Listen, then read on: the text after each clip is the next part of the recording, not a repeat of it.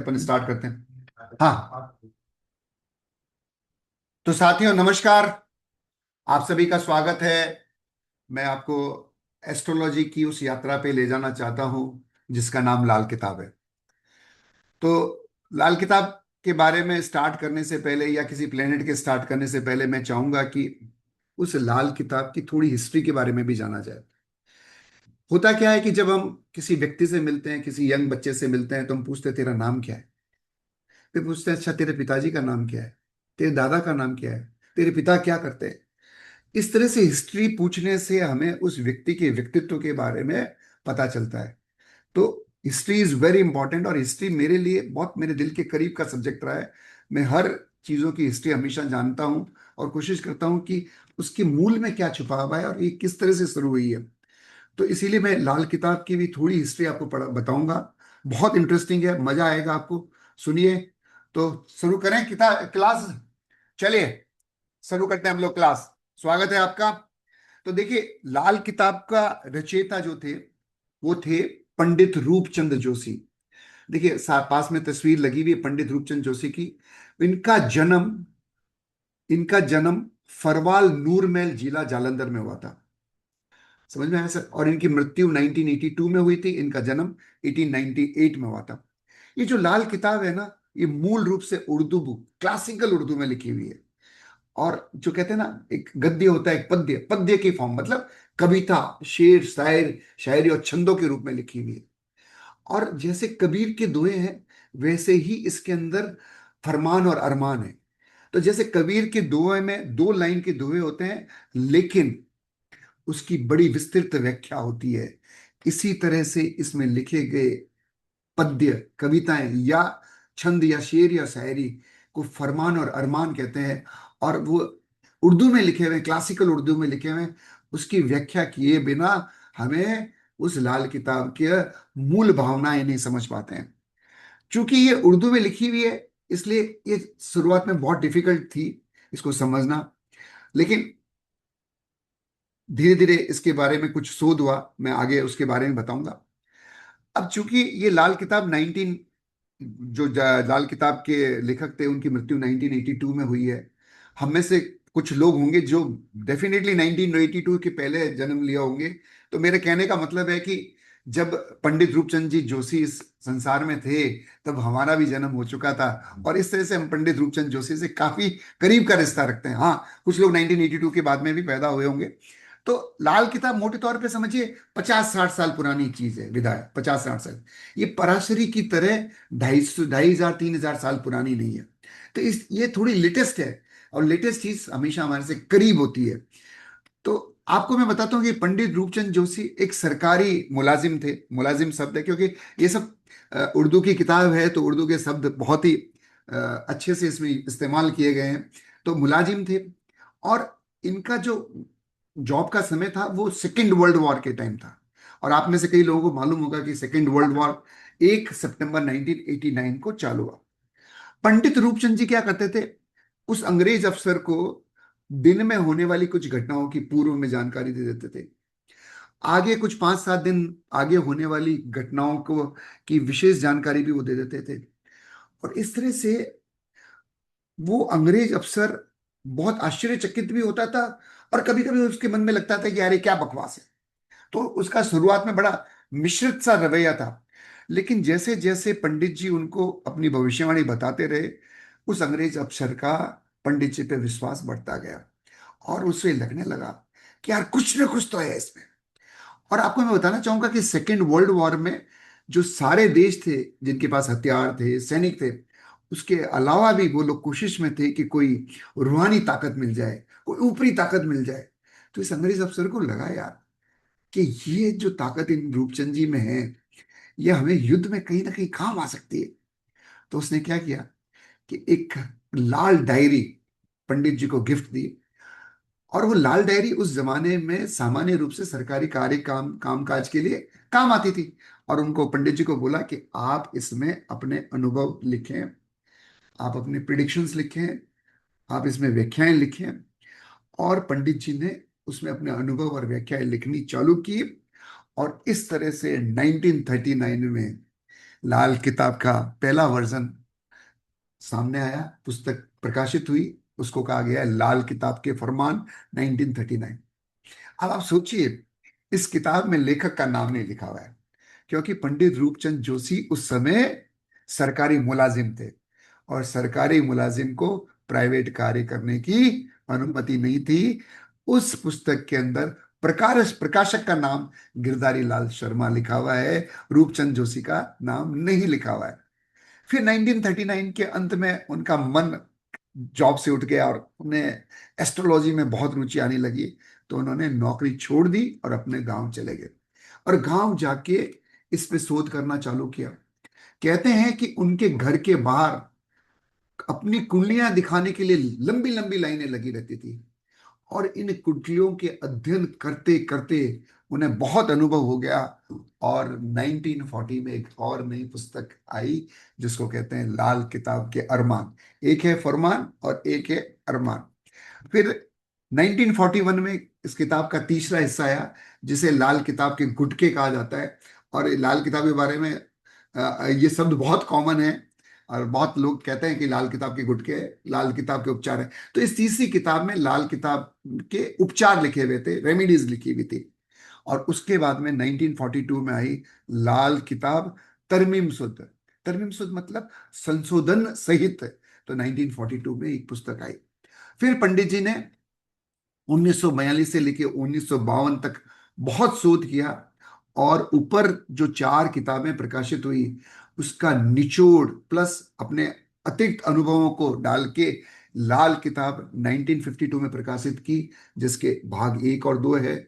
आज की तारीख में जो लाल किताब के भाग एक और दो ऊपर उपलब्ध होते हैं, उसमें कम से कम भी 1150 पेज है।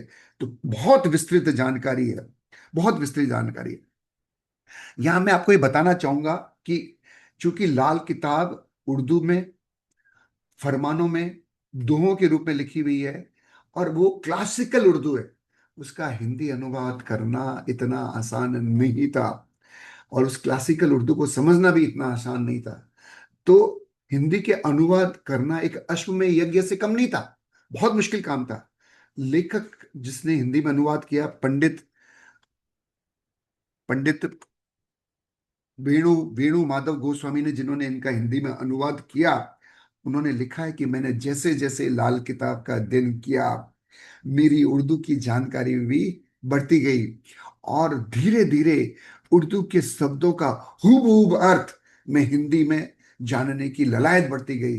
तो इस तरह से उनके अथक प्रयास के द्वारा 19 2003 में लाल किताब का अंग्रेजी वर्जन प्रकाशित हुआ, और 13 दिसंबर 1939 को एक विस्तृत हिंदी वॉल्यूम वेणुगोपाल गोस्वामी द्वारा लाल किताब भाग एक और भाग दो प्रकाशित हुआ। मैं यहाँ पर पंडित रूपचंद को जोशी जी को कोटि कोटि प्रणाम करता हूँ, और पंडित वेणु माधव गोस्वामी को भी प्रणाम करता हूँ कि आज उनके कारण ही हम इस जूम क्लास में मॉडर्न टेक्नोलॉजी द्वारा लाल किताब पे चर्चा कर पा रहे हैं। इन दोनों का हृदय से बहुत बहुत आभार। अब मैं आपको बताना चाहूंगा कि आपको यहां तक सब समझ में आ रहा है सर? आप अनम्यूट करके मुझे बता सकते हैं, समझ में आ रहा है? समझ में आ रहा है साहब? मेरी आवाज आ आनंद रही है आपको? आनंद है। कंटिन्यू। बिल्कुल आ रहा है, आ रहा है, चलिए सर। ठीक है, अब म्यूट कर लीजिए वापस से। तो देखिए, जो लाल किताब है, वो लाल किताब और पराशरी में कुछ मूल चीजों का फर्क है, मूल चीजों का फर्क है। तो चूंकि मैं एक सिविल इंजीनियर हूं, मैं इसलिए एक चित्र के माध्यम से आपको समझाना चाहता हूं। लाल किताब 2 डायमेंशनल है, पराशरी 3 डायमेंशनल है। 3 आयाम है, लाल किताब में 2 आयाम है। तो लाल किताब में क्या होता है? घर है, घर है, और ग्रह है, मतलब प्लैनेट्स एंड भाव है, प्लैनेट्स एंड हाउस है। जबकि पराशरी में क्या है? घर है, ग्रह है, और राशि है। तो लाल किताब में राशि नहीं है, ओनली हाउसेस है। तो लाल किताब मूल रूप से काल पुरुष की कुंडली पर चलती है, उनमें राशि का कहीं उल्लेख नहीं है। इसके अतिरिक्त लाल किताब और पराशरी में और भी कुछ फर्क है, कि जैसे लाल किताब में दृष्टि होती है, वैसी पराशरी में दृष्टि नहीं होती है। दोनों का दृष्टि में फर्क है। वो परंतु फिर भी एक दृष्टि सामान्यतः सेम है, दैट इज सातवीं दृष्टि। लेकिन यहाँ एक बहुत इंपॉर्टेंट और रोचक बात है कि सपोज मेरे घर के सामने एक घर है, मैं उस घर पे दृष्टि कब डालूंगा? जब उस घर में कोई सदस्य रह रहा होगा। जैसे मैं, मेरे घर के सामने मोहित रहता है, तो मैं उसकी तरफ देखता हूँ सुबह सुबह, क्या अरे क्या मोहित उठ गया, वो अपनी जॉगिंग ड्रेस पहन के हमेशा वॉक करने के लिए जाता है, वो उठ गए। वो सामने भाभी रहती है, अरे भाई वो चाय पीने बैठ गई या नहीं बैठ गई। तो यहाँ पर ये दृष्टि तभी होगी जब सामने के हाउस में कोई प्लेनेट होगा। खाली घर पे यहाँ पे दृष्टि नहीं होती है। तो इसको एक एग्जांपल से समझिए कि मान लो प्रथम हाउस में मून बैठा है और सेवेंथ हाउस खाली है, तो मून की दृष्टि सेवेंथ हाउस पर नहीं होगी। लेकिन मान लो सेवेंथ हाउस में शुक्र बैठा है, तो मून की दृष्टि शुक्र में होगी। और ये दृष्टि और कुछ नहीं उगती है, युक्ति की तरह काम करती है। अर्थात मून प्रथम हाउस का भी रिजल्ट देता है, प्लस शुक्र सेवेंथ हाउस का भी रिजल्ट देता है, प्लस सेवेंथ हाउस में मून और शुक्र का संयुक्त रिजल्ट भी मिलता है। इस तरह से ये बहुत सारी क्लासिकल बातें जो लाल किताब की मूल आत्मा है, वो लाल किताब की ग्रामर में लिखी हुई है। दोस्तों, मैं यहाँ बताना चाहूंगा कि ये जो ग्रामर का सब्जेक्ट है वो इतना कठिन है समझना। मैं आपको समझाऊंगा जरूर। अभी अगर मैंने पहले ग्रामर चालू कर दी ना, तो आप सब छोड़ के भग जाओगे, क्योंकि ये ग्रामर समझ में नहीं आएगी, क्योंकि अजीब अजीब किस्से हैं इसके अंदर। चलो फिर भी मैं थोड़े थोड़े बिंदु समझाता हूँ खाली, फिर उसकी विस्तृत जानकारी जब कभी भी मौका होगा, या एक एक क्लास के पहले एक एक सब्जेक्ट की विस्तृत जानकारी भी दूंगा। जैसे पराशरी में दशा अंतरदशा होती है, और जातक की जिंदगी एक नियम अनुसार दशा अंतरदशा आती है। लाल किताब में दशा अंतरदशा नहीं होती है, ग्रह की उम्र होती है। और हर ग्रह की उम्र एक आयु विशेष में जागृत होती है, और आयु विशेष तक रहती है और समाप्त हो जाती है। ये एक पूरी टेबल है। जब ग्रामर सिखाऊंगा मैं पूरी टेबल आपको बता दूंगा कि किस एज में कौन सी दशा चालू होती है और किस एज में कौन सी दशा खत्म होती है। फिर दशा का मतलब तो उसकी ग्रह की उम्र कब चालू होती है और कब खत्म होती है। या एक और मजेदार चीज है, मजेदार चीज ये इसलिए है कि थोड़ी मेरी जानकारी कम है, कि मैं समझता हूँ कि पारस्परिक काफी लॉजिकल है, कि भाई इसकी दृष्टि है, इसका है, ये मेलिफाइंग प्लेनेट है, ये ऐसा है तो ऐसा रिजल्ट मिलेगा, वैसा मिलेगा। लाल किताब में बहुत कुछ हद तक फिक्स नियम है। मैं ये नहीं कहूंगा कि लॉजिक नहीं है, बट चूंकि मेरा अनुभव कम है इसलिए उतनी लॉजिक समझ में नहीं आती है। कुछ लॉजिक समझ में आती है, वो मैं बताऊंगा आपको वहां पे। और लाल किताब में फिक्स नियम, फिर ग्रामर और दिमाग थोड़ा सा लगा के आप उसके रिजल्ट को प्राप्त कर सकते हैं। अब लाल किताब की ग्रामर के कुछ बिंदुओं की जिक्र मैं यहाँ करना चाहूंगा। लाल किताब में दृष्टि 100%, 50%, 25% होती है, जबकि पराशरी में दृष्टि दृष्टि होती है, उसमें कोई परसेंटेज नहीं होता है। लाल किताब में एक ग्रह है, वो ग्रह होता है जिसको बुनियादी कहते हैं, जड़ का ग्रह। लाल किताब के अंदर एक टकराव होती है, 6-8 की टक्कर होती है, वो पराशरी में भी है 6-8 की टक्कर। लाल किताब में एक विचित्र सा ग्रह होता है जिसे कहते हैं धोखे का ग्रह। मतलब जैसे उसकी रिजल्ट की प्रिडिक्शन करते हैं, पर वो धोखा दे देता है आपको, बड़ा विचित्र है। और सबसे इंपॉर्टेंट चीज और सबसे विचित्र चीज जो है लाल किताब में, वो होती है मनसूई ग्रह। मनसूई मतलब आर्टिफिशियल ग्रह। आर्टिफिशियल कैसे हुआ? कि मान लो एक हाउस में जुपिटर और राहु बैठे हैं, तो वो मरकरी का रिजल्ट देंगे। Jupiter plus Rahu is equal to Mercury. मान लो एक हाउस में सन और वीनस बैठे हैं, वो जुपिटर का रिजल्ट देंगे। मतलब जुपिटर राहु मिलके मरकरी बन जाता है, जुपिटर वीनस मिलके नहीं, सन वीनस मिलके जुपिटर बन जाते हैं। इसके अलावा सोए हुए ग्रह होते हैं, किस्मत के ग्रह होते हैं, धर्मी कुंडली होती है, अंधी कुंडली होती है, बुद्ध का भेद होता है। और एक और इंटरेस्टिंग बात, बलि का बकरा होता है। ये बलि का बकरा ऐसा है कि जब किसी ग्रह पर कोई आंच आती है ना, तो वो खराब नहीं होता है। वो क्या करता है, एक अपने बलि के बकरे को सामने रख देता है, और आंच उस ग्रह पर आती है और वो बच जाता है, तो उसको बलि का बकरा कहा गया। बहुत बहुत इंटरेस्टिंग है वो भी चीज। तो अपन आगे पढ़ेंगे। यहां तक की बातें समझ में आई सर आपको? आप अनम्यूट कर सकते हैं। राजपुरी जी, समझ में आ रहा है? हेलो। हाँ, यस यस, बिल्कुल ठीक। बहुत बेहतर आप एक्सप्लेन कर रहे हैं। चलो सर, तो बहुत बहुत धन्यवाद। और सभी को सब चीजें समझ में आ रही है? तो फिर हम आगे चलते हैं, वापस आगे चलते हैं। तो आगे चलते हैं लाल किताब में मून का जनरल। जैसे मैंने शुरू की पहली क्लास में पराशरी का मून के बारे में बताया था। कुछ मिलता जुलता भी है, कुछ उसमें असमानता भी है। तो मैं अभी आपको सिर्फ लाल किताब में मून क्या है उसके बारे में बताना चाहूंगा, और वो पराशरीर से काफी समानता भी है। तो लाल किताब में मून को पढ़ाई का कारक कहा गया है, मतलब स्टडी का कारक है, क्योंकि फोर्थ हाउस, हमने भी पढ़ा है कि फोर्थ हाउस, केपी में भी पढ़ते हैं कि फोर्थ हाउस मूल रूप से पढ़ाई का घर है। और वो काल पुरुष की कुंडली के अनुसार उसका जो लॉर्ड होता है वो चंद्रमा होता है। इसके अलावा लाल किताब में मून को हेल्थ, वेल्थ और इम्यूनिटी का कारक भी कहा गया है। और लाल किताब में चंद्रमा को माता, बुजुर्ग महिला एग्जैक्टली वैसे ही काम करती है जैसे आपकी माता काम करती है। दूध, पानी, घोड़ा, स्वच्छता, इमोशन, दयालुता, पार्वती जी, गंगा और होम्योपैथिक दवाइयों का कारक भी चंद्रमा को माना गया है। समझ में आया सब?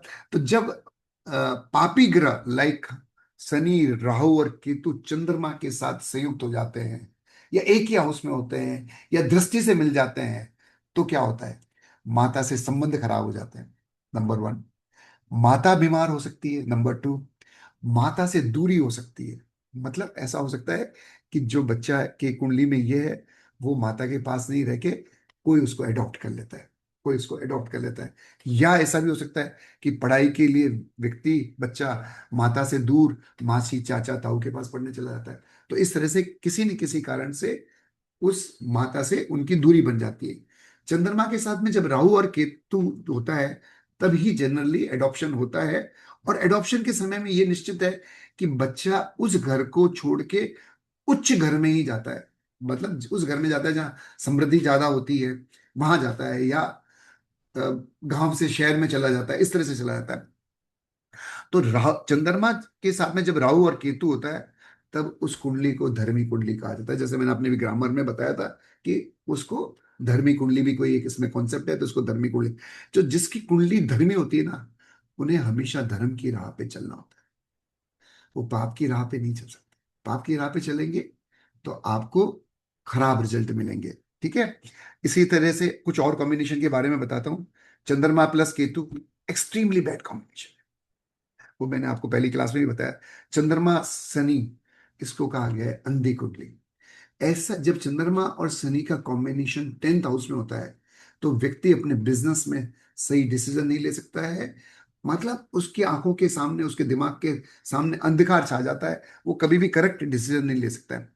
चंद्रमा और मार्स, ये वैसे पराशरी का नियम है, उसको लक्ष्मी योग कहा गया है, विच इज वेरी गुड। चंद्रमा और शुक्र एक साथ में होने पर व्यक्ति को स्किन रोग हो सकता है। चंद्रमा और मरकरी सबसे वर्स्ट कॉम्बिनेशन है। लाल किताब में कहा है ऐसे व्यक्ति डिप्रेशन के कारक होते हैं और आत्महत्या करने की उनमें प्रवृत्ति होती है।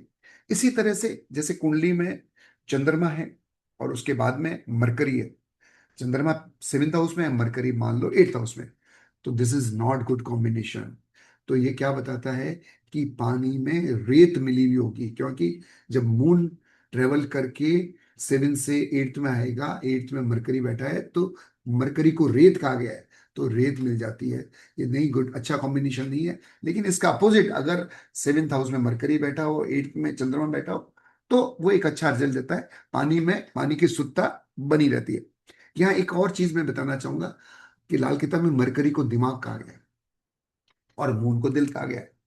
तो लिखा है कि अगर आपकी कुंडली में मरकरी अच्छा है तो आप इमोशनली गलत डिसीजन नहीं लेंगे, अर्थात मरकरी अच्छा होने पे चंद्रमा अच्छा रिजल्ट देता है।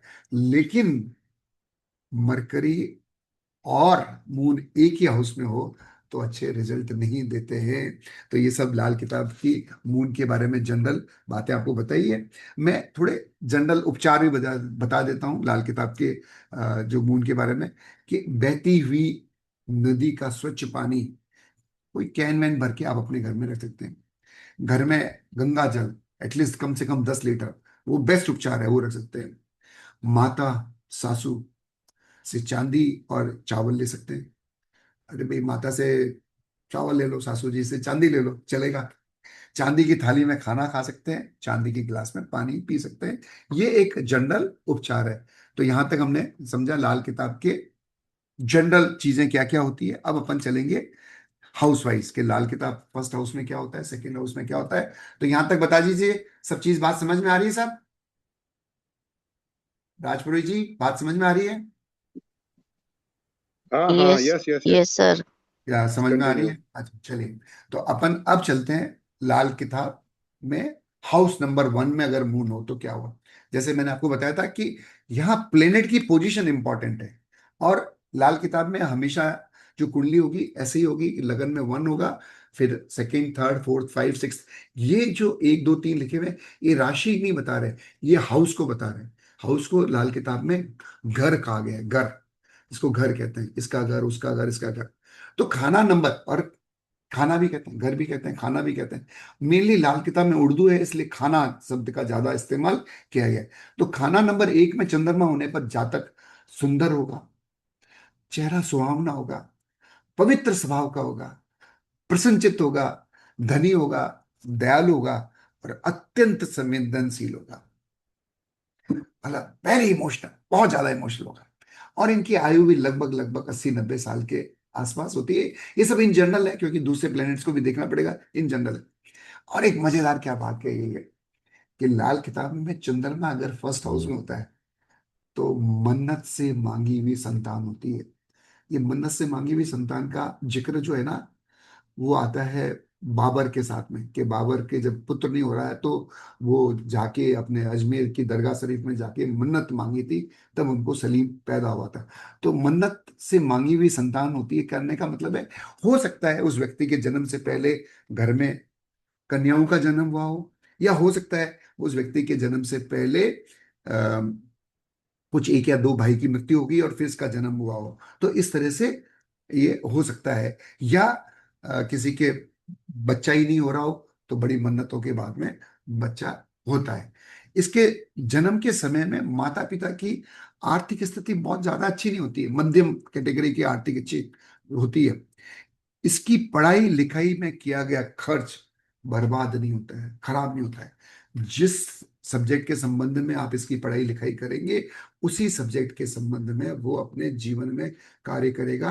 पढ़ाई लिखाई पे लगाया हुआ पैसा से इसके इसको जो पढ़ाई हासिल करता है उससे उसको समाज में सम्मान मिलता है, और कहीं कहीं जगह सरकार भी इनको सम्मानित करती है।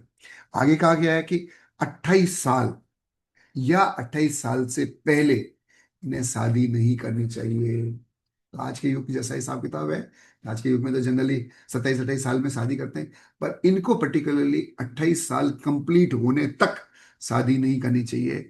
अगर 28 साल से पहले शादी करते हैं तो इनकी माता और इनकी संतान को मंदा असर होता है। मंदा मतलब खराब असर होता है। माता बीमार हो सकती है, संतान की पढ़ाई अच्छी नहीं हो सकती है, या संतान बीमार हो सकती है, या माता की मृत्यु भी हो सकती है, इस तरह से होती है। तो मंदा असर देते हैं, इसलिए उनको 28 साल से पहले शादी नहीं करनी चाहिए। ये आप कृपया करके पक्का नोट कर लें। माता का चरण छूने से इन्हें लंबी आयु मिलती है और धन की प्राप्ति होती है, क्योंकि सेकंड सेकंड हाउस में धन होता है, और माता के संबंध होने से इन्हें धन की प्राप्ति होती है। और फर्स्ट हाउस में मून होने पर माँ और बेटे की वृद्धावस्था, दोनों की वृद्धावस्था बहुत अच्छी जाती है। अब क्या नहीं करना, घर में गंगा जली नहीं रखना। गंगा जली किसको कहते हैं कि आपके जो चाय की केतली होती है, और चाय की केतली के आगे एक नलकी होती है जिसमें से चाय निकालते हैं, ऐसी चीज नहीं रखनी। क्योंकि वो जो नलकी होती है उसको बुद्ध से रिप्रेजेंट किया गया है। तो अगर उसमें पानी डाल के आप पानी गिलास में लेते हैं गंगा जली के द्वारा, या गंगा जली के द्वारा अपन गंगा जल देते हैं, तो वहां पर क्या कॉम्बिनेशन बन जाता है, मून प्लस मरकरी का कॉम्बिनेशन बन जाता है। तो ऐसे व्यक्तियों को अपने घर पे चाय की केतली, गंगा जली नहीं रखनी चाहिए। इन लोगों को घर पे जो मेहमान आते हैं उनको दूध से या मिल्क रोज इत्यादि से, या जो मिल्क से बनी हुई चीजों से स्वागत करना चाहिए। चांदी के बर्तन में खाना खाना चाहिए, चांदी के गिलास में पानी पीना चाहिए। मौका मिले तो सासू जी से चांदी ले लेनी चाहिए, ठीक है। घर में अधिक मात्रा में चावल भी रखने चाहिए। और माता की मृत्यु से पहले माता से उपहार स्वरूप, आशीर्वाद स्वरूप चांदी जरूर ले लेनी चाहिए।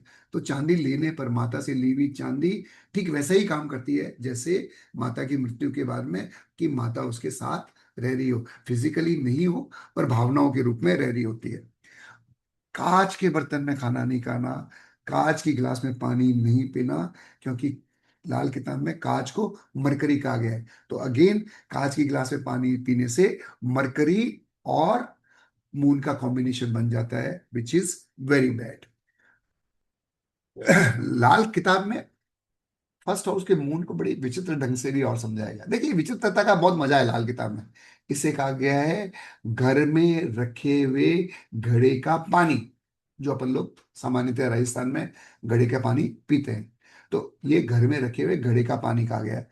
अगर जातक निर्धन, 34 साल की उम्र तक कमाने के साधन नहीं हो, माता और पत्नी के बीच में वैमनस्य हो, तथा किसी एक दूसरे का स्वास्थ्य ठीक नहीं हो, आपकी माता के साथ रिलेशनशिप अच्छे नहीं हो, और जातक की आंखें खराब हो, तो मून आपको खराब प्रभाव देता है।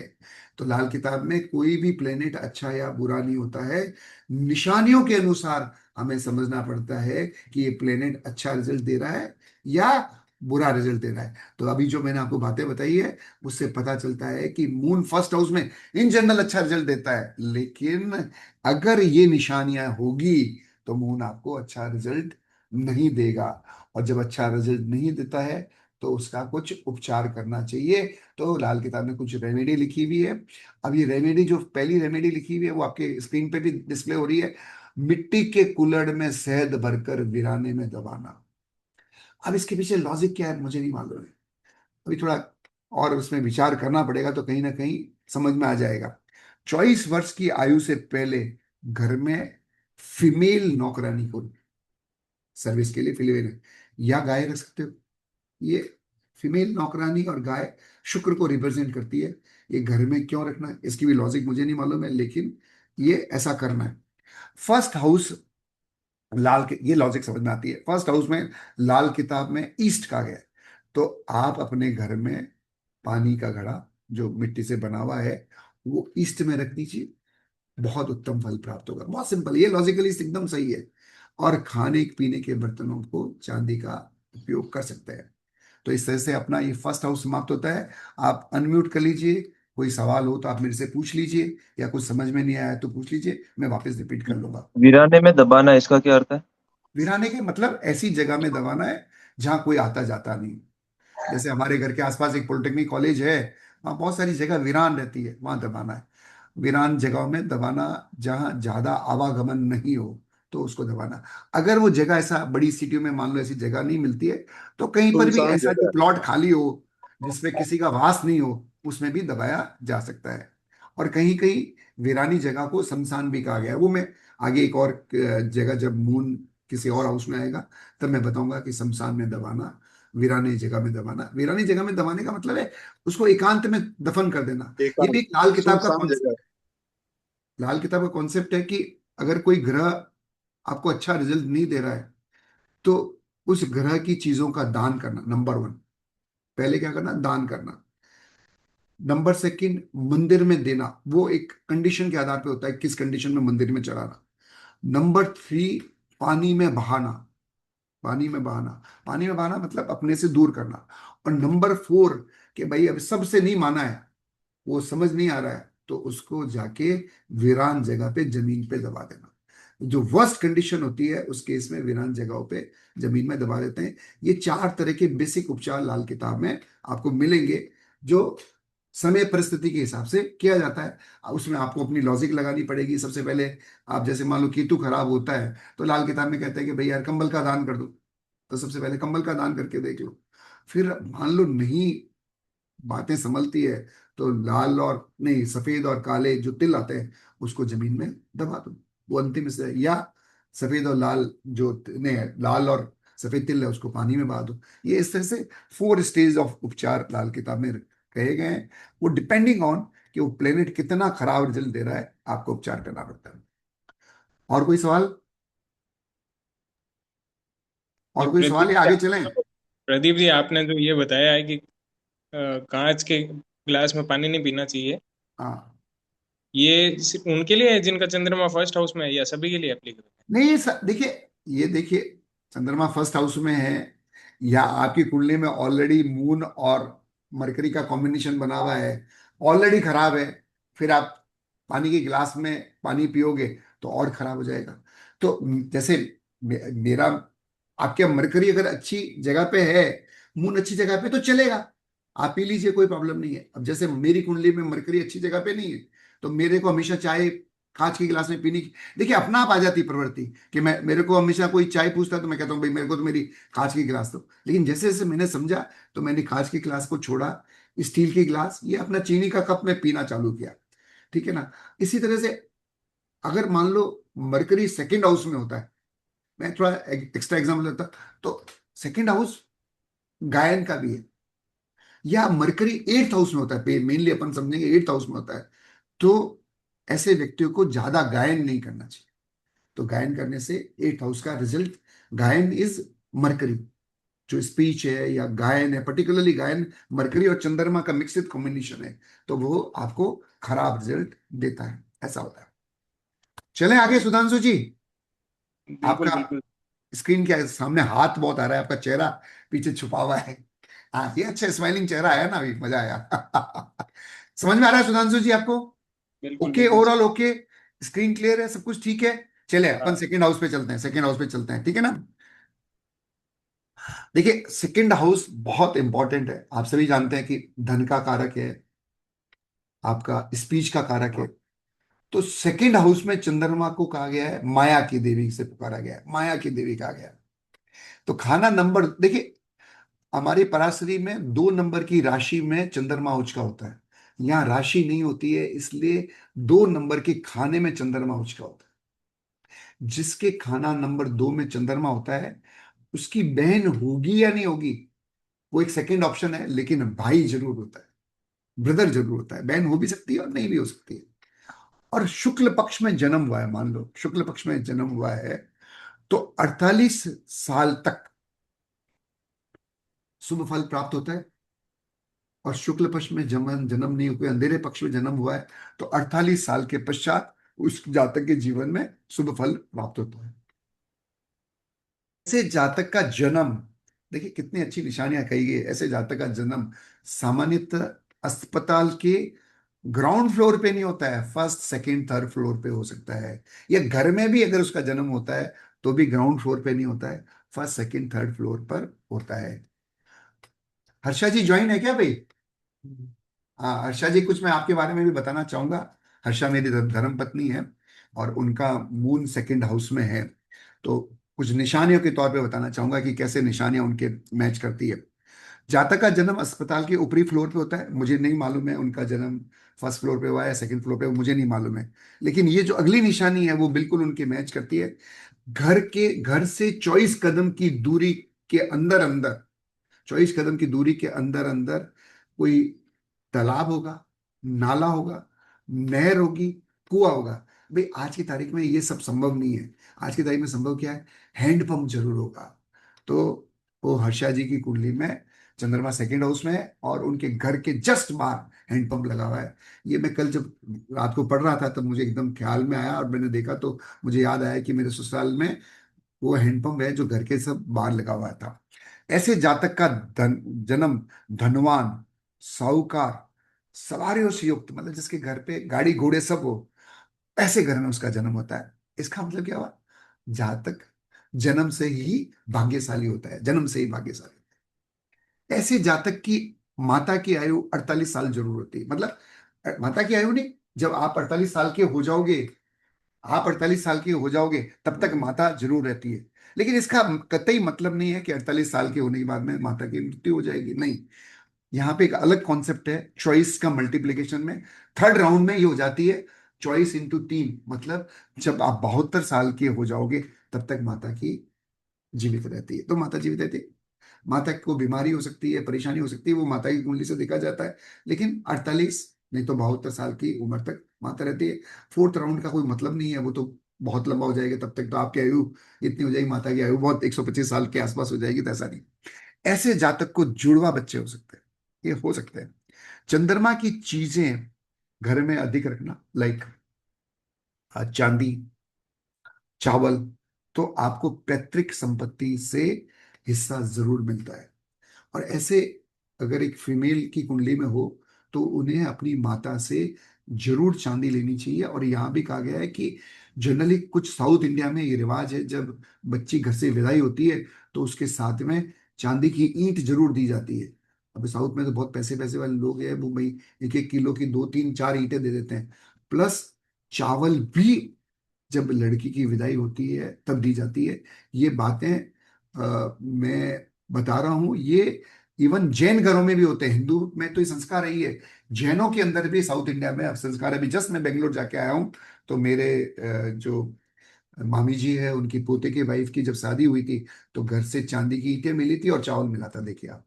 तो ये कितना अच्छी बात कही गई है कि जब भी घर में बेटी की विदाई हो, चाहे मून सेकंड हाउस में भी नहीं हो तो भी चलेगा, चांदी की ईंट जरूर देनी चाहिए। और हमारे पास में पैसे नहीं है, कोई बात नहीं, चावल दे दीजिए, 1 या 2 कट्टे चावल दे दीजिए, कोई टेंशन नहीं है।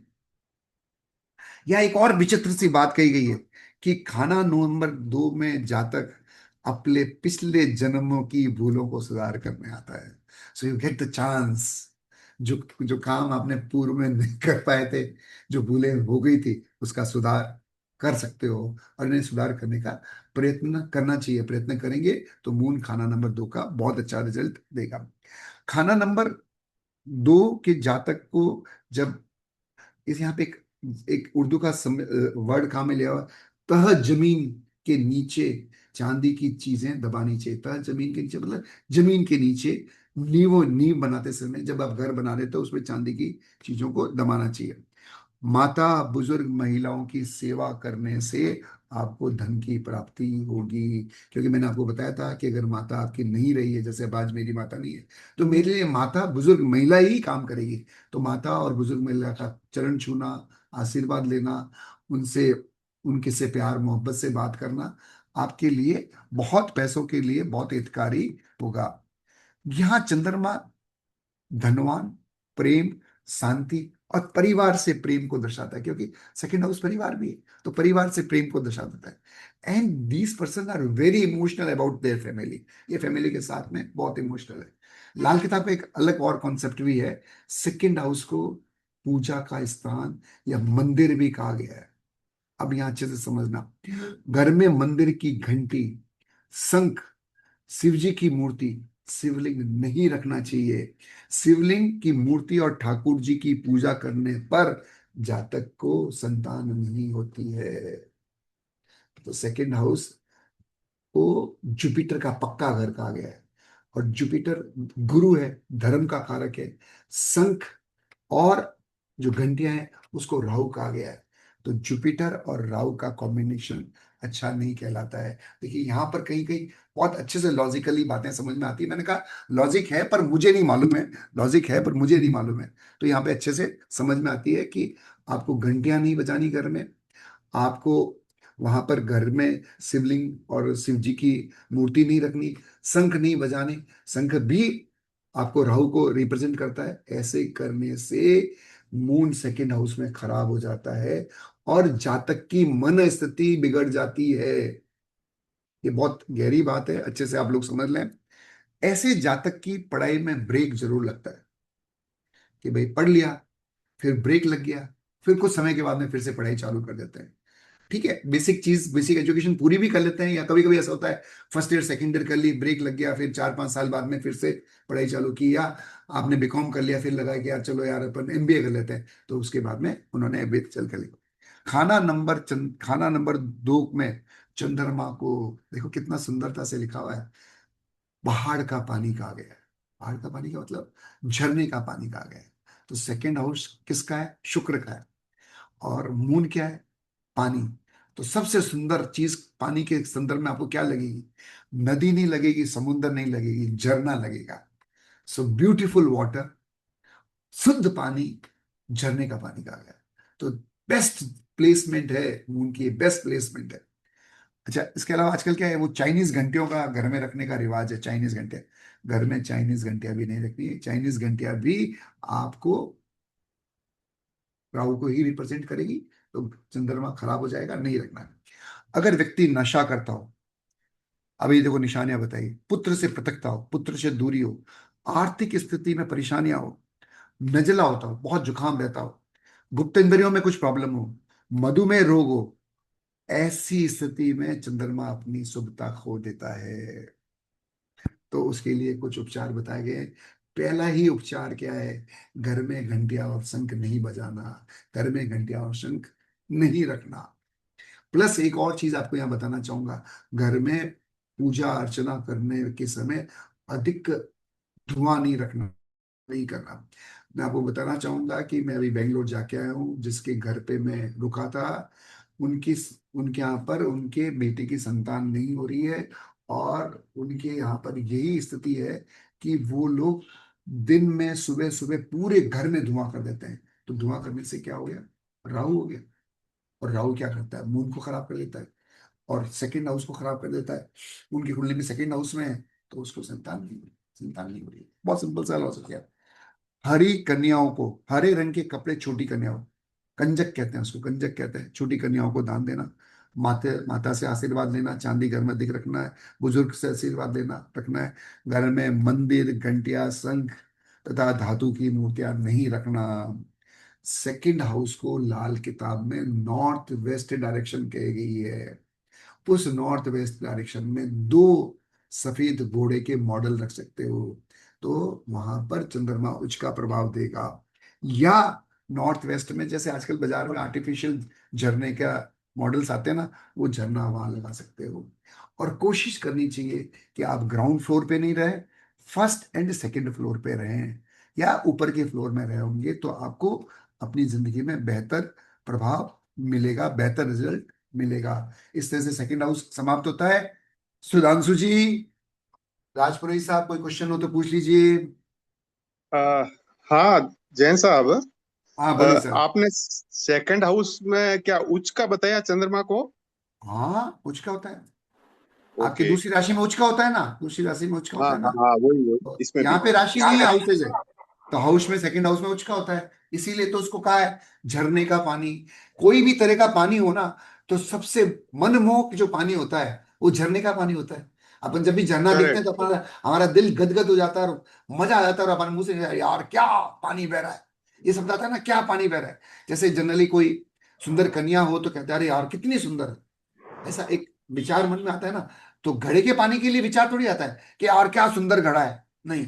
सिर्फ झरने के पानी के लिए ऐसा विचार आता है कि यार क्या क्या पानी आ रहा है, क्या कलकर आवाज आ रही, क्या मधुर गीत। तो देखो, और गहराई से सोचेंगे तो देखो, झरने के पानी में साउंड होती है, मधुर साउंड होती है। और again the sound is second house. और चंद्रमा वहां है तो मधुरता है, सौम्यता है। बराबर है सुधांशु जी? तो ये बिल्कुल। थोड़े से, मैंने शुरू में कहा था कि थोड़ी लॉजिक कम है, बट है। बट मैं कम मतलब, मैं कहीं लॉजिक को नहीं समझ पाया, वो शहद को क्यों डुबाना मैं नहीं समझ पाया, लेकिन कहीं ना कहीं गहराई से समझेंगे, थोड़ा और कोशिश करेंगे तो लॉजिक्स भी निकल के आ जाएगी। अच्छा, अनदर क्लैरिफिकेशन। हाँ बोलिए आपने सर। कहा ऐसे जातक को माता से चांदी प्राप्त करनी चाहिए, या कुछ नहीं तो चावल भी प्राप्त कर रहे हैं ना? हाँ सर। तो इसका मतलब क्या श्वेत पदार्थ से है, सफेद कलर के वस्तु से है? नहीं नहीं सर, चावल जो है वो चंद्रमा को रिप्रेजेंट करता है। अब आज की ओके। तारीख में मैं ऐसा तो कह नहीं सकता कि माता से दो सफेद घोड़े ले लो। तो घोड़े तो ले नहीं सकते हो। तो हाँ। चावल लेना चाहिए, माता से चावल लेना चाहिए। जैसे आप माता के साथ ही रह रहे हो तो कोई टेंशन की बात नहीं है, तो वो तो चावल करेक्ट। है ही है। तो माता को जब भी मान लो चावल लाना हो तो माता को कह देना है कि भाई माता 200 रुपये 500 रुपये दे दो, चावल लेके आता हूँ। और अगर किसी और घर में रह रहे हो, जैसे आपकी जॉब मान लो जोधपुर से बाहर हो, तो घर आओ तो माता के घर के चावल लेके चले जाओ, बस। और आज भी रिवाज है सब, आज भी हमारे बच्चे कहीं बाहर रहते हैं तो आते तो हम कहते हैं अरे शुद्ध आटा है ले जा यार, तुम वहां पे कहाँ चक्कियों में पिसाता होगा, या बाजार से तुम रेडीमेड आटा, या हमारे जोधपुर के अच्छे से चावल है, तुम 4-5 किलो ले जाओ, तो इस तरह से ले जाते हैं। तो इस तरह से चलते हैं।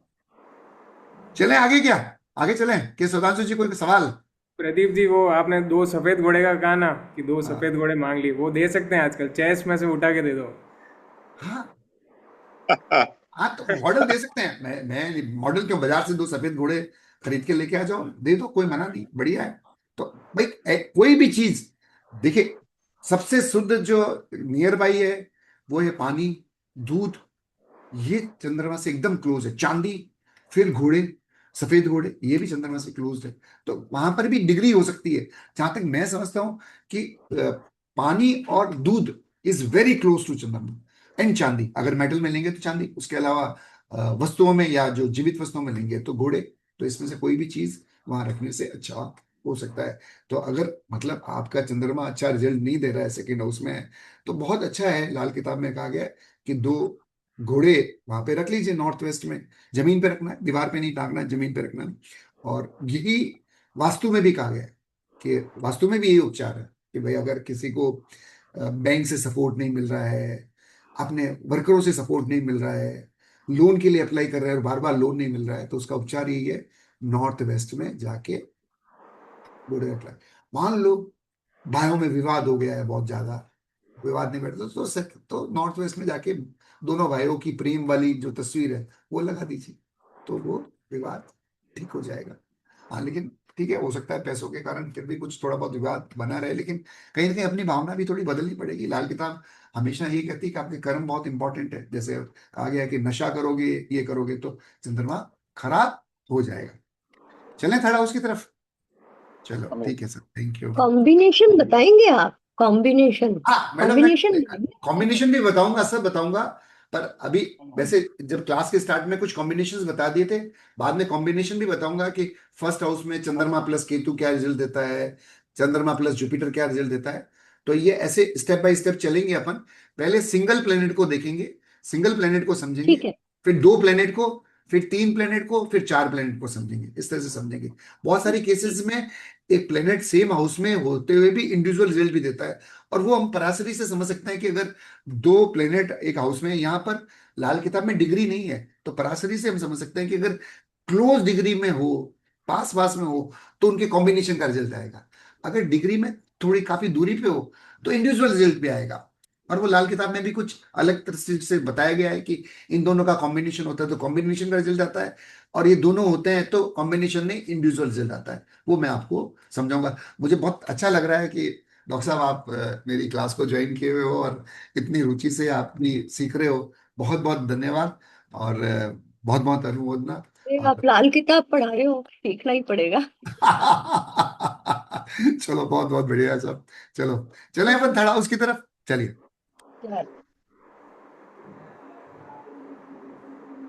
थर्ड हाउस में मून, तो ऐसे जातक जिसके थर्ड हाउस में मून होता है, ऐसे जातक को कहता है घर में चोरी को बचाने वाला, घर में मौत को बचाने वाला, या इसको कहा गया है उम्र का फरिश्ता। तो लाल किताब में बड़े अच्छे टेक्निकल क्लासिकल शब्दों से समझाया गया है। तो इसको कहते हैं उम्र का फरिश्ता। ऐसा जातक अगर ग्रस्त हो तो धन दौलत, खूब धन दौलत होगी, और साधु होगा तो भी रिद्धि सिद्धि बहुत होगी। धन दौलत भी होगी, रिद्धि सिद्धि होगी। ऐसे जातक पर परमात्मा का आशीर्वाद हमेशा बना रहता है। मेरे घर में भी एक व्यक्ति है, उसका मून थड़ा उसमें, और परमात्मा का जबरदस्त आशीर्वाद है, और ईश्वर की कृपा से उनके पास धन दौलत भी है। और ऐसे जातक, जातक का जब चंद्रमा थर्ड हाउस में होता है तो मंगल का प्रभाव भी शुभ हो जाता है। इवन मंगल नीच का हो या खराब स्थिति में हो, तब भी मंगल एक अच्छा प्रभाव, अच्छा रिजल्ट देता है। और हर तीसरे साल जातक को कुछ ना कुछ नई ऐशो आराम की चीजें मिलती है, या ट्रेवल में जाता है, फॉरेन ट्रेवल में जाता है, इस तरह से। यहाँ फॉरेन ट्रेवल की तो बात नहीं है, बट ये समझ लो जो ट्रेवल में जाता है, घूमने जाता है, और कोई ना कोई नई चीजें उनको मिलती है। यहाँ कहा गया है कि जातक की अगर एजुकेशन अच्छी हो तो पिता की आर्थिक स्थिति अच्छी नहीं होती है, कमजोर होती है। जैसे जैसे उसकी एजुकेशन अच्छी होती है, पिता की आर्थिक स्थिति कमजोर होती है। ये बात डेफिनेटली मेरे लिए लागू नहीं होती है, पर मुझे नहीं मालूम है, लाल किताब में कहा गया है, इसलिए कह रहा हूं। अगर व्यक्ति टीचर बन जाता है तो भी उसकी आर्थिक स्थिति अच्छी नहीं होती है। तो यहाँ थर्ड हाउस में समहाउ एजुकेशन का अच्छा यूज लेने की बात नहीं कही गई है, और एजुकेशन के फील्ड में होने पर आर्थिक स्थिति कमजोर होने की बात कही। ऐसे जातक अगर गरीबों के लिए इकट्ठे किया गया पैसों का उपयोग, जैसे मान लो आर्थिक स्थिति कमजोरी है, कहीं से भी कोई डोनेशन लिया हुआ है और वो गरीबों के कल्याण के लिए लिया गया, और उसका उपयोग आप कर लोगे तो आपका जीवन बहुत खराब हो जाएगा। तो उसमें बिल्कुल मनाही किया गया है कि ऐसा उपयोग नहीं लाया। जहाँ तक कि घर में तो चोरी नहीं होती है, क्योंकि जहाँ तक का थर्ड हाउस में, पर किसी न किसी कारणों से कहीं ना कहीं से पैसों की थोड़ी हानि हो जाती है। यहाँ एक बहुत इंपॉर्टेंट बात कही गई है, वो अच्छे से समझना। बकरी का दूध नहीं पीना। बकरी का दूध ऐसे जातक के लिए जहर का काम करता है। अब आप पूछेंगे बकरी का दूध क्यों नहीं पीना? क्योंकि बकरी मरकरी है, और अगेन मरकरी प्लस मून का कॉम्बिनेशन बन जाता है, और थर्ड हाउस मरकरी का है। समझ में आई बात आपको? तो मरकरी का दूध नहीं पीना। ये जब भी घूमने फिरने जाते हैं ना, घूमने फिरने जाते हैं तो कुछ ना कुछ, मान लो $1 खो देंगे, $2 खो देंगे, कभी पर्स खो देंगे, कभी कुछ खो देंगे, कुछ ना कुछ नुकसान जरूर करके आते हैं ये लोग जनरली। खाना नंबर 3 जो होता है ना, वो मंगल का पक्का घर है। यहाँ पे पक्का घर का कॉन्सेप्ट है, वो अपने पराशरी में भी लिखा हुआ है। और मंगल नर ग्रह होता है और चंद्रमा स्त्री ग्रह है। तो इसलिए कहा गया है कि ऐसे व्यक्ति की माता, मौसी में पुरुष के गुण होते हैं, पुरुषोत्तर गुण होते हैं। अर्थात माता का बिहेवियर पिता की तरह होता है। समझ में आ गया? और लाल कलर में बहुत मस्त बात कही गई है कि गाय, घर की गाय बैल की तरह काम करती है। मतलब कि भाई उसमें होती तो गाय है, पर वो एकदम ताकत वाला काम भी करती है। तो घर की गाय बैल की तरह काम करती है, माता पिता की तरह बिहेव करती है। खाना नंबर 3 को रेगिस्तान का पानी किया गया है, मतलब जहाँ पानी सबसे कम मात्रा में होता है।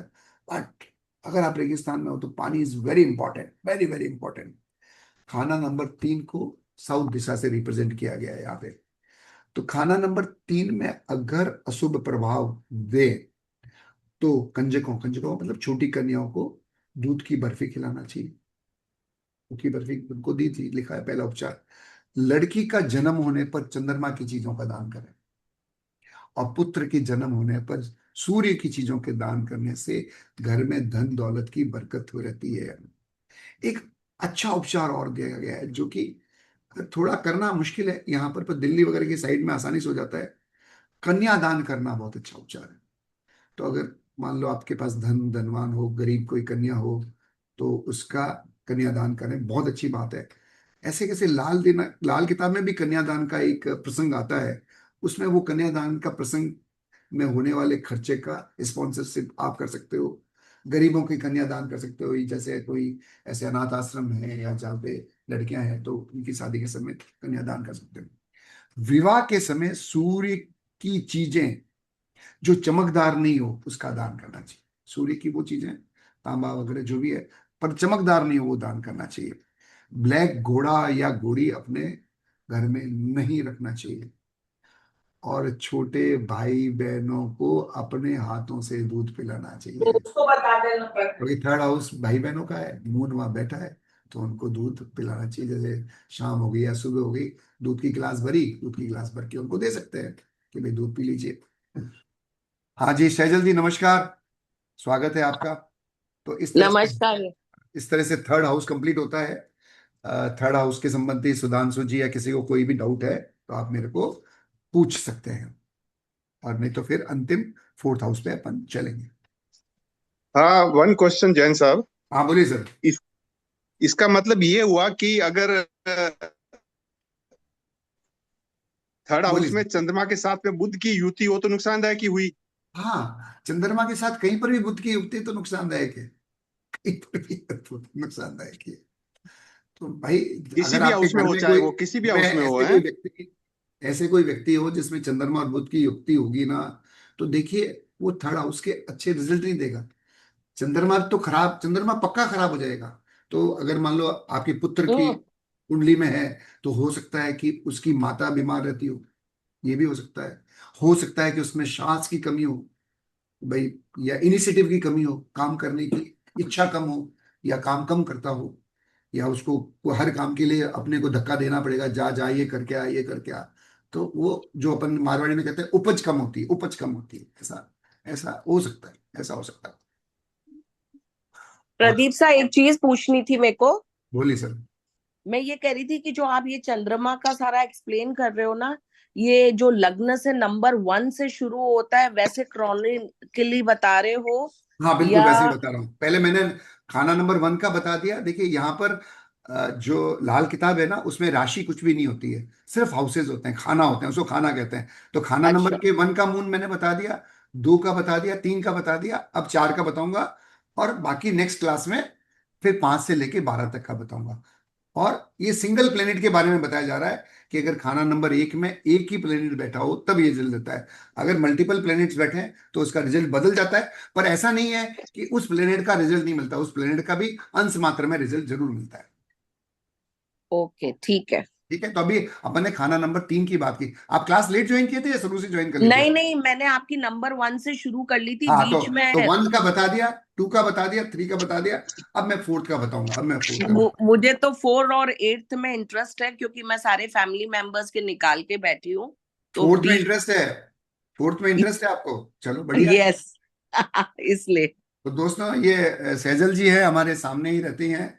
अगर इनके 4th में किसी घर के सदस्य का मून है तो अपन सब लोगों को उनके घर पे जाके पार्टी लेनी चाहिए, क्योंकि 4th में चंद्रमा सबसे शुभ रिजल्ट देता है। तो चले साहब, 4th में पढ़ाई लिखाई के लिए बहुत शुभ है, माता के लिए शुभ है, क्योंकि चंद्रमा अपने ही घर में बैठा है। क्योंकि यहाँ राशि नहीं है इसलिए चौथा हाउस ही चंद्रमा का हाउस कहा जाता है। खानदानी काम करेगा तो खूब पैसा कमाएगा। तो सैजल जी, क्या आपके बड़े पुत्र के कुंडली में 4th हाउस में चंद्रमा है? नहीं नहीं, हस्बैंड के है। हाँ हस्बैंड के हैं तो हस्बैंड के लिए कहा गया है कि खानदानी काम, जो अपने पेरेंटल जॉब अगर कुछ करेंगे तो बहुत पैसा कमाएंगे। ठीक है, पेरेंटल जॉब नहीं करते हैं तो कोई बात नहीं। नहीं क्या करना है उसके बारे में भी कहा गया है। दूध और डेयरी का व्यापार नहीं करना, लेकिन दूध और डेयरी का व्यापार अगर खानदानी होगा तो वो कर सकता है। हम्म। अब यहाँ एक बहुत अच्छी बात कही गई, जरा समझना। परिवार के प्रत्येक रिश्तेदार की हालत वैसी ही होगी जो उस रिश्तेदार के संबंधित ग्रह की हालत आपकी कुंडली में है। मतलब अगर आपका जो भी जातक की 4th हाउस में चंद्रमा है और उस जातक का मंगल अच्छी जगह पे नहीं बैठा है या मंगल अच्छा नहीं है, तो उस जातक के भाई की स्थिति अच्छी नहीं होगी। उस जातक के मामा की, बड़े मामा की स्थिति अच्छी नहीं होगी। अगर उनकी कुंडली में शुक्र अच्छा नहीं बैठा है तो उसकी पत्नी की स्थिति अच्छी नहीं होगी। अच्छी नहीं होने का मतलब बीमारी हो सकती है, संबंधों में तनाव हो सकता है, या पत्नी की जॉब कहीं ऐसी जगह हो कि आपसे दूरी पे रहती हो, जो मैंने पहले बताया था।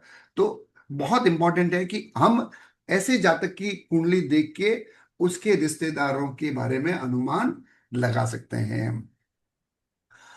यहां पर एक चीज और ही कही गई है कि माता पिता को तार देने वाला व्यक्ति होता है, मतलब बहुत धन संपदा ऐसे ही होती है। यहाँ चंद्रमा है ना दूध की तरह है।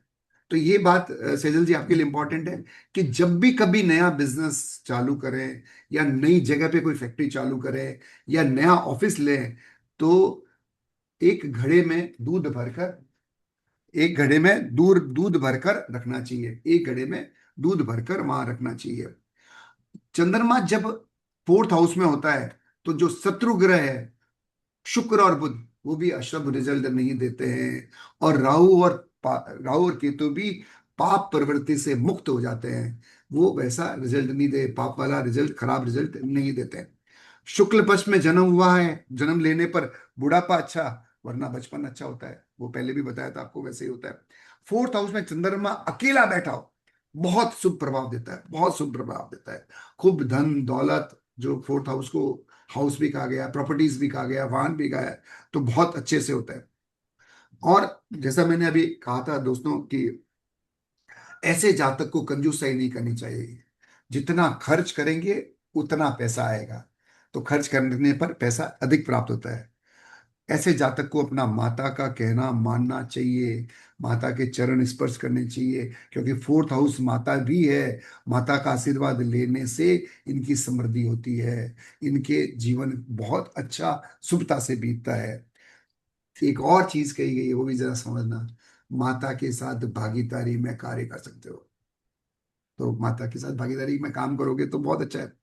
या ये भी कहा गया है कि आपकी कमाई का कुछ हिस्सा, कमाई की आपने मान लो 1 लाख रुपए कमाए, कोई बात नहीं, माता को जाके 5,000 रुपए दे दीजिए।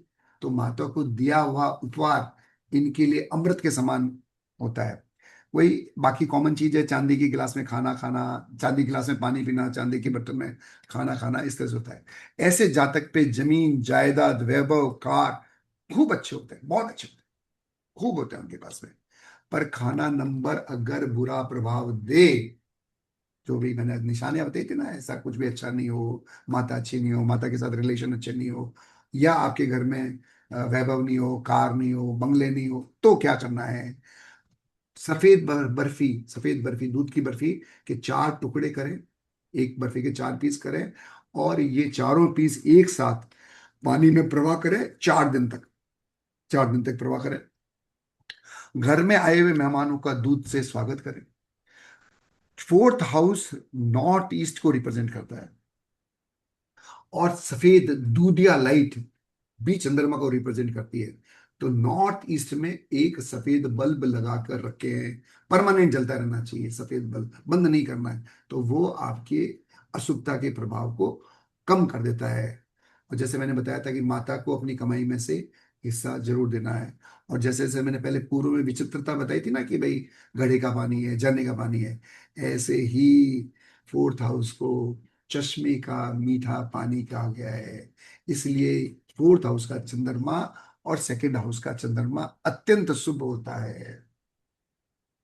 तो इस तरह से फोर्थ हाउस भी कंप्लीट होता है। हाँ जी सैजल जी, कोई क्वेश्चन आपका? नहीं, अभी तक तो नहीं। तो देख लीजिए, फोर्थ हाउस के बारे में आपको रुचि थी तो पता चल गया कि कैसे कैसे करना है। और अगर हमने हमने जीवन में कुछ और अच्छा प्राप्त करना है, अच्छे आगे बढ़ना है, तो माता का या बुजुर्ग महिला का आशीर्वाद, क्योंकि अगर मान लो किसी की माता नहीं है तो बुजुर्ग महिला ही माता के तरह होती है, उनका आशीर्वाद जरूर लेना चाहिए, उनके चरण स्पर्श जरूर करना चाहिए। और हो सके अगर माता है इस दुनिया में, तो माता की मृत्यु से पहले उनसे कुछ चांदी उपहार में जरूर ले लें।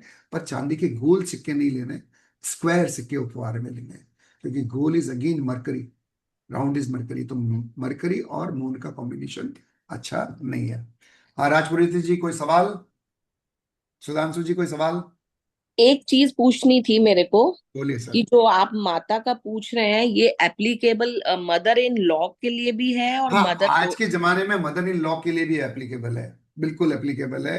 पहले देखिए, पहले के जमाने में राहु को सुसर कहा गया जाता था। तो लेकिन अब आज की तारीख में सुसर जी को पिता को सूर्य से ही समझना जाता है, क्योंकि वो बिहेवियर नहीं रहा जो एक जमाने में था, वैसा बिहेवियर नहीं रहा है आज। जमाई और सास का और जमाई और ससुर का वो बिहेवियर नहीं रहा है। It is as good as father and mother, and definitely सासू जी से चांदी उपहार में लेना बहुत अच्छी बात है, बहुत ज्यादा अच्छी बात है, कोई टेंशन की बात नहीं। आप ले सकते हैं स्क्वायर, कोई ईंट ले सकते हैं, स्क्वायर कोई चांदी का 100 लिखा हुआ आता है ना, 100 रुपए का सिक्का ले सकते हैं, कुछ भी ले सकते हैं। माता से ले, अगर माता जीवित है तो माता से ले तो बहुत ही अच्छा है। और सपोज मान लो आपका मून से फोर्थ हाउस में, तो डेफिनेटली आप मदर से ले सकते हो, आप अपनी मदर से ले सकते हो। हाँ जी, और कोई सवाल सुधांशु जी?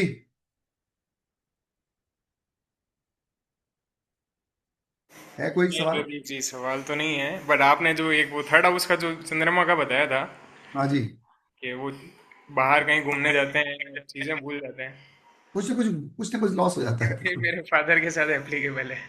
हाँ, तो मैं इसीलिए कह रहा था कि कुंडलियां रखोगे ना, जो लाल किताब में निशानियां बताई गई है वो मिलती है सर, वो मिलती है, हाँ। मिलती है, हमेशा मिलती है, कुछ ना कुछ। ऐसा नहीं कोई मेजर लॉस होगा यार, छोटा मोटा लॉस रहता है, पर्स गुम गया, आधार कार्ड गुम गया, उस तो भी एक छोटा सा बैग भूल के आ गए। ऐसा मेजर मेजर लॉस तो तब होगा जब मून बहुत ही खराब स्थिति में आ जाए। जब मून और मरकरी साथ में हो तो हो सकता है कि बड़ा लॉस हो जाए, बड़ा नहीं लॉस। है, साथ में, दोनों साथ में, मून और मरकरी। हाँ, तो थोड़ा थोड़ा बड़े लॉस भी हो सकते हैं। कैसी कैमरा स्थिति? भूले, एक बार कैमरा, एक बार आगे फोन। तो बड़े लॉस भी हो सकता है। तो ये थोड़ा सा होता है कि भाई घूमने जाना है तो ये ऐसा ऐसा थोड़ा सा लॉस देता है। ये लाल के साहब में विचित्र निशानियां हैं।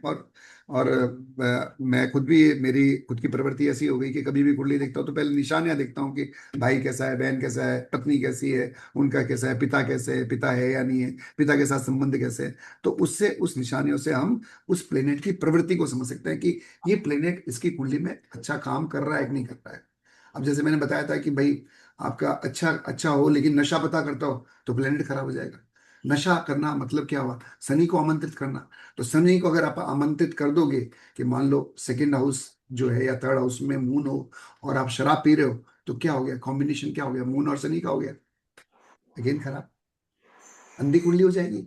वहां पे मैंने बताया ना कॉन्सेप्ट, वो प्रॉपर डिसीजन नहीं ले पाएगा जिंदगी में, कुछ ना कुछ गड़बड़ करेगा। और वही मान लो मून बैठा हो 10th हाउस में और वहां पर आपका शनि भी बैठा हो, तो भैया अपने बिजनेस में अच्छा डिसीजन नहीं ले पाओगे।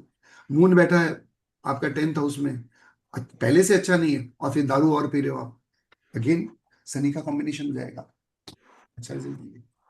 तो ये लाल किताब में इस तरह से कुछ कुछ लॉजिक्स है। चीज थोड़ा। और पूछनी, सॉरी प्रदीप सा, हाँ क्योंकि सर। चंद्रमा की बात कर रहे हो, तो जैसे ये पराशर में जैसे 2.25 दिन का चंद्रमा का गोचर का बताया है, तो ये लाल किताब में भी होता है लाल 2.25? किताब में गोचर नहीं है, लाल किताब में वर्षफल होता है।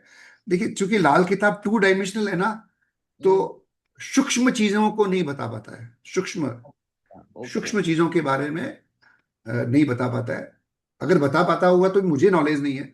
वो सामान्यतः पूरे जीवन चक्र को बताता है और इस वर्ष में क्या जीवन होगा कैसे होगा वो बताता है। जैसे केपी में और बारीकियां हैं, बारीकियों से बता सकते हैं। जैसे हम केपी करते हैं तो कब क्या होगा घटनाएं, उसका घंटों मिनटों और साल में आराम से उत्तर प्राप्त कर सकते हैं। लाल किताब में चूंकि वो 2 डायमेंशनल है, जैसे मैंने आपको पहले बताया 2 डायमेंशनल है, तो मोटा मोटा अच्छे से समझ में आ जाता है कि क्या करना और क्या नहीं करना मुझे, what is to be done and what is not to be done, which planet is giving me good result, which planet is not giving good result. जो प्लेनेट अच्छा रिजल्ट दे रहा है उसको खराब कैसे नहीं करना, और जो खराब रिजल्ट दे रहा है उसके लिए मुझे जीवन में क्या नहीं करना। तो ये बहुत अच्छे से कहा गया है। तो ये सैजल जी बहुत कुछ जैनिज्म के सिद्धांत से, कर्म थ्योरी से मिलता है कि हमें क्या करना चाहिए और क्या नहीं करना चाहिए। और लाल किताब में 98% हर चीजें सात्विक ही बताई गई, ये सात्विक काम करना है। एक आधा जगह एक छोटी सी बातें जरूर लिखी हुई है, लेकिन अदरवाइज पूरी सात्विक है। जैसे मान लो 7th हाउस में कुछ खराब प्लेनेट है तो लिखा गया है, शुक्र है 7th हाउस में, पर स्त्री गमन नहीं करना, अपनी पत्नी के अतिरिक्त किसी भी स्त्री से संबंध नहीं रखना। और वहां पे शुक्र होने पे संबंध रखने होने की बहुत ज्यादा संभावना होती है, क्योंकि प्लेनेट तो ऐसे काम करता है, लेकिन आपको मन और आत्मा से मजबूती से रहना और वैसा काम नहीं करना है, नहीं करना। आपके पास बहुत सारे चांसेस आएंगे और उकसावट भी मिलेगी, प्रलोभन भी मिलेगा, लेकिन आपको अपने करेक्टर पर स्थिर रहना है। तो ये जहां जहां जो प्लेनेट होगा है वो वैसा आपको उत्तेजित करेंगे, कैसा करो, जब वो खराब रिजल्ट देने वाला होगा तो उत्तेजित करेंगे, ऐसा रिजल्ट करो, ऐसा करो, ऐसा करो। ऐसा करने पर वो प्लेनेट खराब हो जाएगा और उसके लिए लाल किताब में कहा मंदा फल देगा। मंदा मतलब, मंदा कहते हैं ना अपने मारवाड़ी में कहते हैं, मंदा फल देगा मतलब कमजोर फल देगा, अशुभ फल देगा, मंदा फल देगा, ऐसा होता है। Thank you. ओके जी, चलें चलो, सुधांशु जी, क्लास करें अपन आज। और क्या चाहते हो आप, हर संडे को करें या ऑल्टरनेट संडे को ही करें, बता दीजिए मुझे। हर संडे अगर 1 घंटा आप स्पेयर कर सकते हो तो हर संडे कर सकते हैं, और नहीं तो अपन ऑल्टरनेट संडे कर सकते हैं, जैसा भी आप बताओ। आप अपना अनम्यूट कर लीजिए सभी लोग, अपन कर सकते हैं। Alternate Sunday, alternate. Alternate Sunday करें, ठीक है, अभी फिलहाल alternate ऑल्टरनेट संडे संडे ही करेंगे। रहेगा, ठीक है। हाँ। हाँ, हाँ यही सर। ठीक रहेगा। और टाइमिंग भी ऑलमोस्ट यही रखें। हाँ टाइम ही रखेंगे, 8 से 9 सुबह सुबह का हो जाएगा। अभी ऑल्टरनेट संडे करते हैं, और अगली बार 5 से लेके 12 तक के हाउसेस करे जाएंगे। और आपके पास में कुछ कुंडलियां हो आपके घर परिवार की तो जरूर रखना, ताकि मजा आएगा आपको कि हाँ भाई ऐसा लाल किताब में कहा गया और उसकी जिंदगी में ऐसा होता है, ऐसा होता है। ठीक है, तो थैंक यू वेरी मच, आप सभी लोग आए, मेरी बातों को सुना, मुझे हौसला अफजाई की। और मैं सबको, जो है राजपुरोहित साहब को, भागवत साहब को, नरेश जी को, सोनाली जी को, चंद्रा जी को, सुधांशु जी को, सबको मैं बहुत बहुत धन्यवाद, बहुत बहुत आभार कि आप सब लोगों ने मेरी क्लास ज्वाइन की और मुझे एक चांस दिया कि मैं आप लोगों की क्लास कंडक्ट कर सकूं। तो मैं highly Bhagwat oblige by. Bhagwat Bhagwat ji की आवाज नहीं सुनाई दी हमें। भागवत जी की आवाज सुनाई नहीं दी भाई, पर यहाँ पर बताया जा रहा है। भागवत जी अनम्यूट कीजिए सर, भागवत जी। पर मुझे नहीं मालूम है, यहाँ से अनम्यूट कर सकते हैं क्या, कर सकते हैं अनम्यूट, 1 मिनट देखिए सर।